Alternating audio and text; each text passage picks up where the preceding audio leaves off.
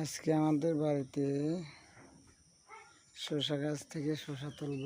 সেই সুন্দর পরিবেশে একটি শসা গাছ লাগাইছি, তার মাঝে আপনাদের মাঝে চলে এলাম।